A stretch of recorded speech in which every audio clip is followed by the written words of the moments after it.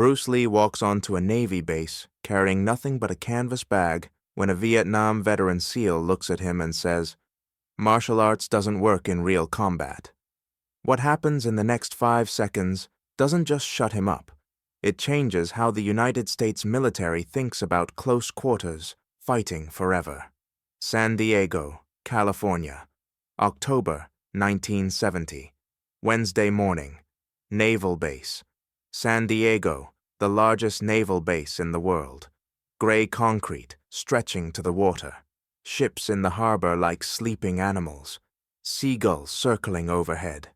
The air smells like salt and diesel fuel, and the particular crispness of a California morning that hasn't decided yet whether to be cold or warm. Everything here runs on schedule. Everything here runs on command. The military doesn't waste time, doesn't tolerate doubt, doesn't ask questions. It gives orders and expects results. Bruce Lee is here because someone made a phone call. A contact of a contact, someone who saw his demonstration tapes, someone who knew someone at the base who runs the close quarters combat program. The invitation was informal. Come show us what you do. If it's worth seeing, we'll talk. If it's not, you wasted a morning. Simple as that. Bruce doesn't mind. He's used to auditions, used to proving himself to rooms full of skeptics. Hollywood does it every week. At least here, the skeptics are honest about it. He's 29 years old, 5 feet 7 inches, 135 pounds, wearing plain gray trousers and a black t-shirt, no shoes. He carries his shoes in the bag. He'll put them back on when he's done. Until then, his feet need to feel the ground. That's not philosophy. That's physics. Balance starts at the sole. The training facility sits on the east side of the base, a large concrete building with high ceilings and padded floors. No windows, fluorescent lights humming overhead. The kind of room where men learn to kill other men efficiently and go home for dinner afterward. The walls are covered in charts, body mechanics diagrams, force application studies, kill zones marked in red on anatomical models. This is not a gym, this is a laboratory of violence. 20 SEAL instructors and trainees fill the room. All of them big, all of them dangerous. These are not bodybuilders, not tournament fighters, not men who train for trophies or audiences. These are men who have killed, men who have been shot at, men who have crawled through mud in Vietnam with knives in their teeth and come back alive when others didn't. They earned their place here through hell, through BUD/S, through the kind of physical and mental suffering that breaks most people who attempt it. They look at Bruce Lee the way wolves look at something small that wandered into their territory. Not hostile, curious, assessing, calculating. The man running the demonstration is Commander Ray Harwick, 42 years old, 6 feet 3 inches, 230 pounds, built like a concrete wall with shoulders. Former UDT, spent 12 years in underwater demolition before moving to the new SEAL teams. 2 tours in Vietnam. Saw things he'll never talk about in daylight. His hands have done things in the dark that no training manual covers. He's been teaching close quarters combat to Navy Special Operations for 6 years. His methods work. Men who follow his instruction come home alive. That's not a theory. That's a body count. Harwick stands near the front of the room, arms crossed, watching Bruce set down his bag. He's seen martial artists before. Judo guys, karate guys, some interesting techniques from the Philippines, some useful things. Nothing that changed how he trains his men. Nothing that made him rethink what works when someone is actually trying to kill you in a dark room with a knife. He's not rude about it.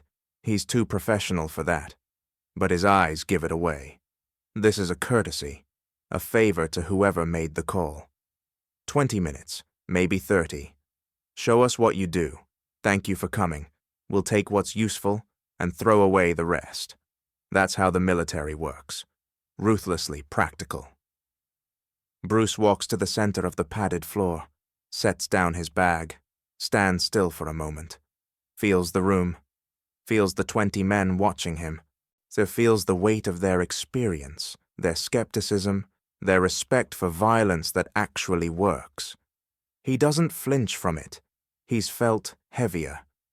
Harwick steps forward. His voice is calm, measured, the voice of a man who has given orders under fire and had them followed without hesitation. He says, "We appreciate you coming out here, Mr. Lee. We've heard good things. Our program focuses on real-world close-quarters combat, the kind that happens in dark rooms, on ships, in tunnels. No rules, no referees, just 2 men and whoever walks out. We'd like to see how your approach applies to that." Bruce nods, asks one question. "Can I see how you train first?" Harwick considers, then nods, gestures to 2 of his instructors. "Show him." The 2 instructors step onto the mat, both big, both fast. They run through a close-quarters sequence, tight and brutal. Elbow strikes to the temple, knee to the groin, choke from behind, take down to ground and pound. Everything designed to end a fight in seconds. No wasted motion, no showmanship, just efficient violence. Bruce watches the entire sequence without blinking, studies it the way a surgeon studies an X-ray, sees every angle, every opening, every assumption built into the technique. When they finish, Harwick looks at Bruce. "That's what we teach, what works in combat, what brings our men home." Bruce is quiet for a moment. Then he says something that makes Harwick's jaw tighten. "It's good, very good, but there's a gap." The room shifts. 20 SEAL instructors and trainees, men who have bled for their training, and this small Chinese man just told them there's a gap. The air gets heavier. Harwick doesn't get angry. He's too disciplined for that. But his voice drops half a tone. The kind of drop that in the military means, pay attention. "What gap?" Bruce walks back to the center of the mat, stands relaxed, hands at his sides, looks at Harwick directly. "Your training assumes the fight starts when you decide it starts. You initiate, you attack, you control the tempo." Harwick nods slowly. "That's correct. That's by design. But what happens when the fight starts before you're ready?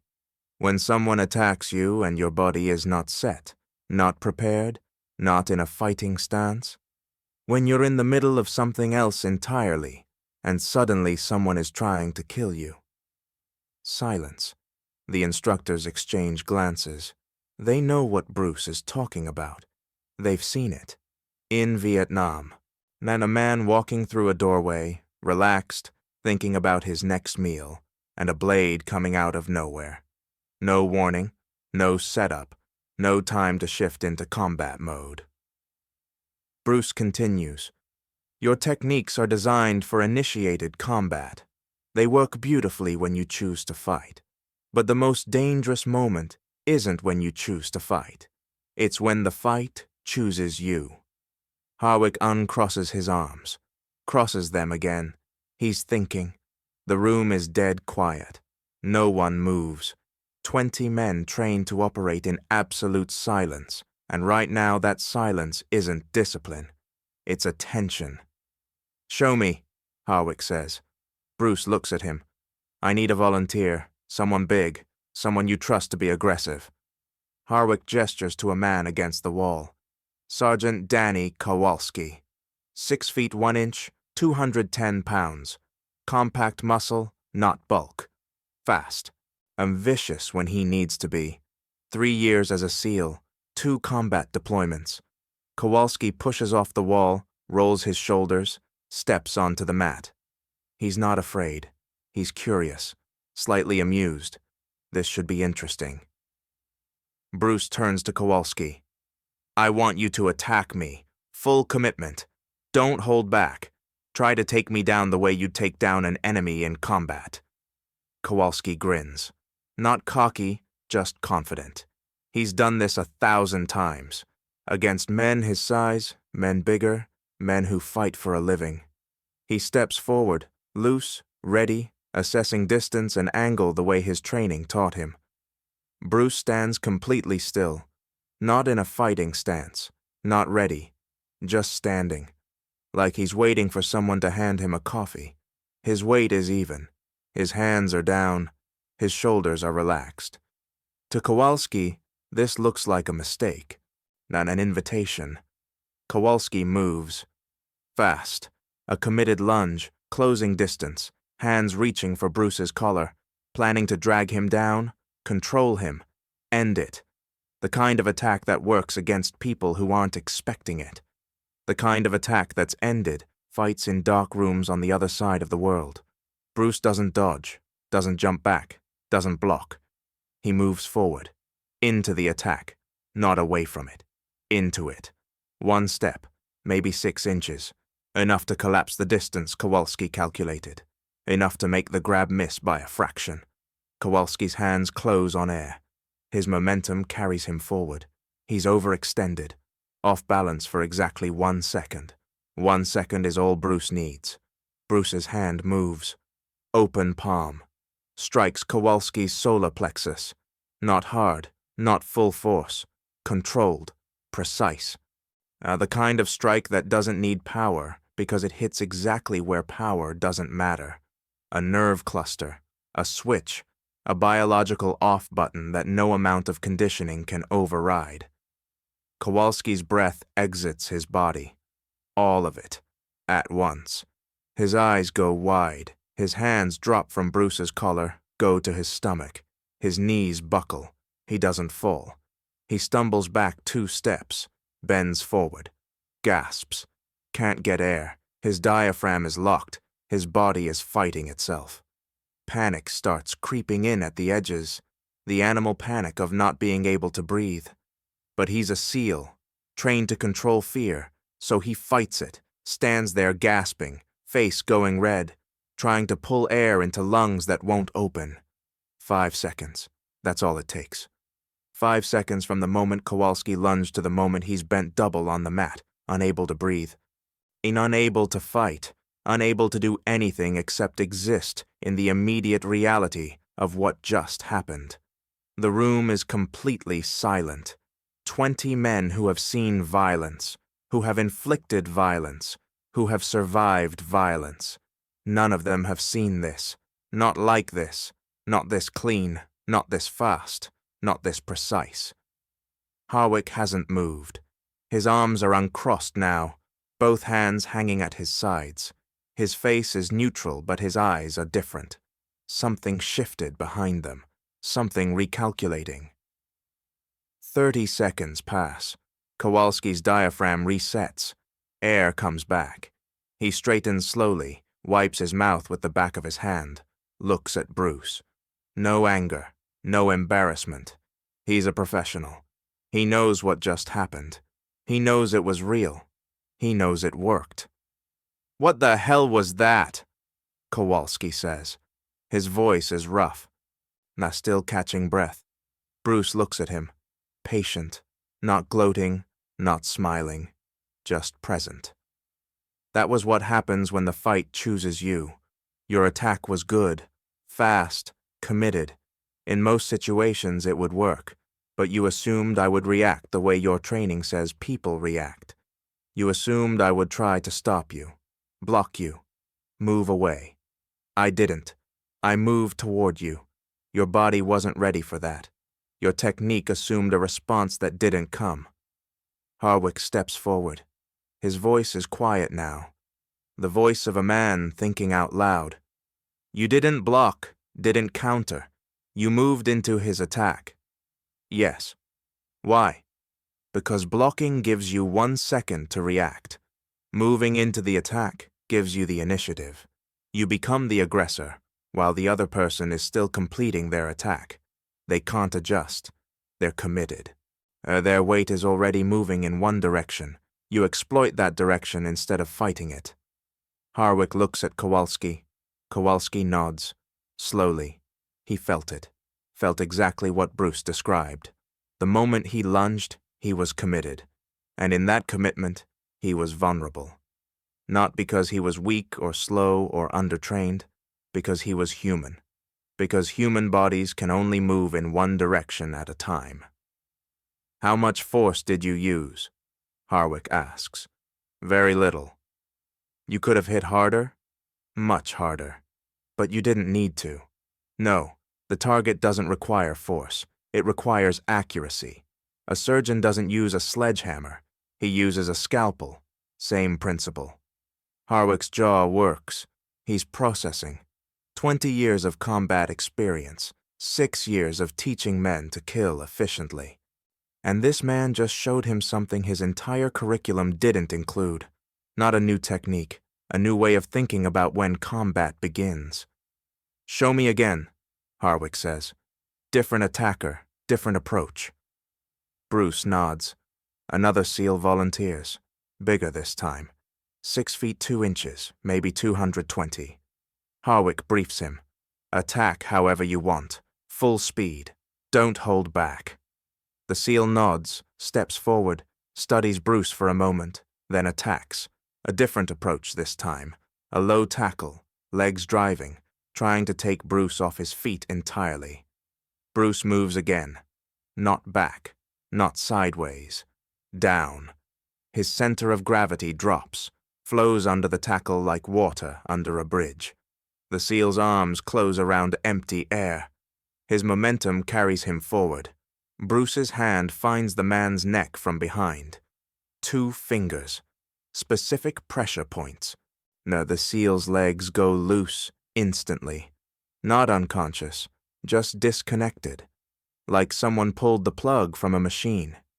He catches himself on his hands, stays on his knees for 3 seconds, then stands, shakes his head, looks at Bruce with something that isn't fear. It's closer to reverence. "That's a pressure point," Harwick says. "It's not a question. Yes, 3 nerves, specific angle, less than a pound of pressure. The body shuts down voluntarily because it thinks shutting down is the way to survive. I didn't force anything. I asked his nervous system to stop. It listened." Harwick looks at his men. They're leaning forward, all of them, arms uncrossed, eyes sharp, the posture of men who want to learn, who recognize something valuable when they see it. He turns back to Bruce. "How long would it take to teach this?" Bruce considers. The techniques, a few days. The thinking behind them, longer, much longer. Because it's not just about what you do with your hands.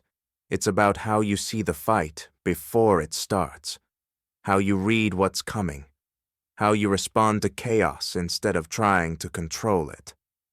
"We're good at controlling chaos," Harwick says. Bruce almost smiles. "You're good at creating order. That's different. In real combat, order is a luxury. The men who survive aren't always the strongest or the fastest. They're the ones who adapt fastest to what's actually happening instead of what they planned for." Harwick is silent for a long time. The room waits. 20 men holding their breath. Their instructor processing something that challenges the foundation of everything he's built. Now then Harwick does something none of his men have ever seen him do in 6 years. He nods.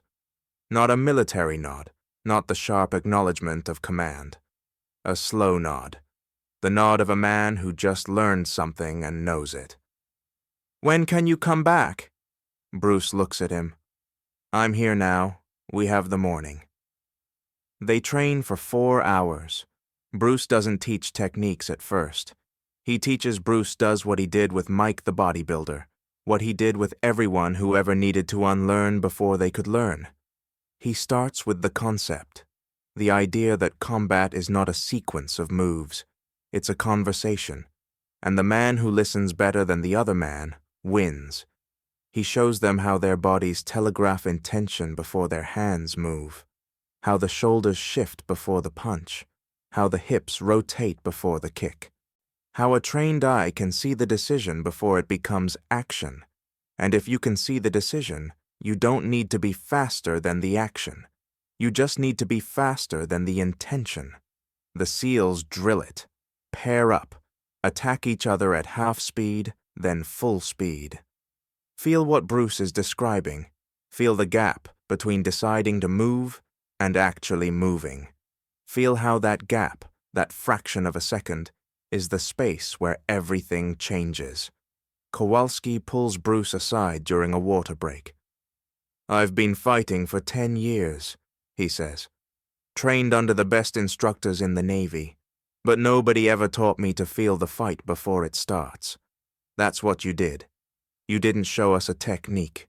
You showed us a way of paying attention." Bruce nods. Attention is the real weapon. Everything else is just delivery. Harwick approaches. His posture has changed. Still straight, still military, but something softer around the edges. Something open. He extends his hand to Bruce. "Mr. Lee, I owe you an apology.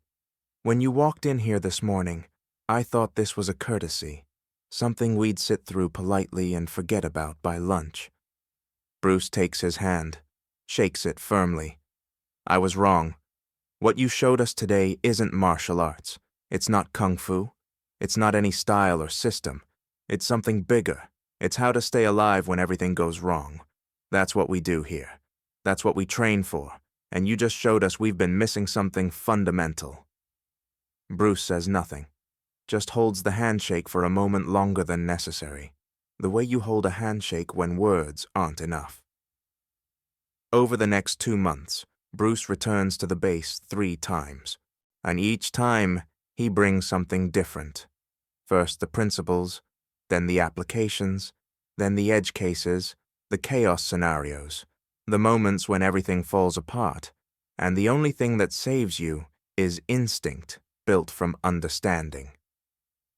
Harwick integrates what Bruce taught into the SEAL Close Quarters Combat program, not as a separate module, as a foundation, the way you think about fighting before you even start fighting, the awareness that combat begins before the first strike, the understanding that the most dangerous moment is the one you didn't see coming. He doesn't announce it publicly, doesn't put Bruce's name in any training manual. The military doesn't work that way. But the change is there, in how the men move, in how they pay attention, in how they respond to chaos instead of trying to control it. Years later, and when someone asks Harwick about his training philosophy, he doesn't mention Bruce Lee. He's too disciplined for that. But if you press him, if you ask the right question at the right time, he'll say something that sounds like something else entirely, but isn't. He'll say, "The best operators aren't the strongest or the fastest. They're the ones who see what's coming before it arrives, and that's not a physical skill. That's a way of being present." Bruce Lee taught him that. On a Wednesday morning in San Diego, in 5 seconds, in a room full of men who kill for a living, 5 seconds that changed how the most elite fighting force in the world thinks about combat. Not with force, not with size, with attention, with presence, with the quiet understanding that the fastest weapon is not the sharpest blade. It's the mind that sees clearly. In 1973, when Bruce dies, Harwick reads about it in the morning briefing papers. He doesn't go to the funeral. He's stationed overseas. But that evening, alone in his quarters, he sits for a long time, thinking about a Wednesday morning, about a small man in a black t-shirt who walked onto a Navy base and showed 20 of the most dangerous men in the world that they didn't know, as much as they thought they knew. He pulls out his training notes from that day, looks at them, closes the notebook, opens it again. Then he writes one line at the top of the first page, a line that will stay there for the rest of his career, a line that every officer under his command will eventually read and wonder about. The line says, "The fight begins before the fight begins." He learned that from Bruce Lee. 5 seconds on a Wednesday morning, and in a room where men learn to kill. A man who weighed 135 pounds walked in and taught them something none of their weapons could: how to pay attention. So here's the question. You've been training your whole life, building skills, developing expertise, perfecting your craft, and you believe you're ready for anything. But what if the fight doesn't start the way you planned? What if the challenge comes when you're not set, not prepared, not in position? What if the most important moment of your life happens not when you're ready for it, but when you're in the middle of something else entirely?